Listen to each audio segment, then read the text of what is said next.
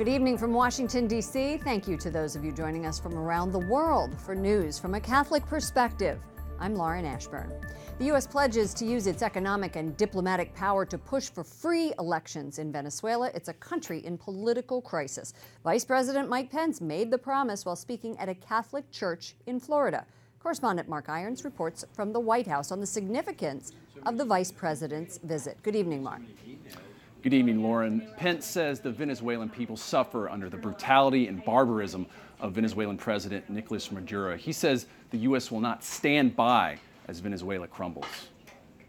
No free people has ever chosen to turn what was once and still should be one of South America's richest countries into its poorest and most corrupt.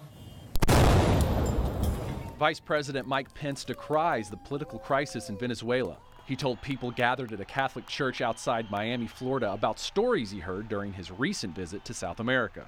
Everyone we talked to told us the same heartbreaking story of grinding poverty, families unable to find the food and medicine they need, and innocent children who are literally perishing every day from starvation and deprivation. The sympathetic crowd at Our Lady of Guadalupe understands the crisis. The majority of parishioners at this church are Venezuelan. I'm deeply humbled to be here at this church, which is a model of Christian ministry and charity, and a beacon of hope to so many of our Venezuelan brothers and sisters. Earlier in the day, Pence met with 15 Venezuelan exiles in South Florida who said more help is needed to restore democracy in the socialist regime. Una Venezuela libre. Before the vice president spoke yesterday, Catholic Senator Marco Rubio called the situation in Venezuela a humanitarian and political crisis. He is grateful President Trump is interested in the plight of the Venezuelan people.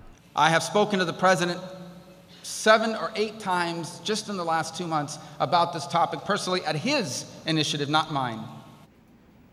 Venezuela has been on President Trump's radar since February. He tweeted a message calling for the release of political prisoner Leopoldo Lopez after inviting Lopez's wife to the Oval Office. Lopez he's been released and he's on house arrest in Venezuela. Mark, can you tell us about the concrete steps the administration is taking to persuade Venezuela to change course? Washington has slapped sanctions on Maduro and his top officials involved in that installation of the country's all-powerful constitutional assembly. Any assets that Maduro has in U.S. jurisdiction have been frozen, and U.S. businessmen cannot do business with him. Thank you so much. Correspondent Mark Irons reporting from the White House.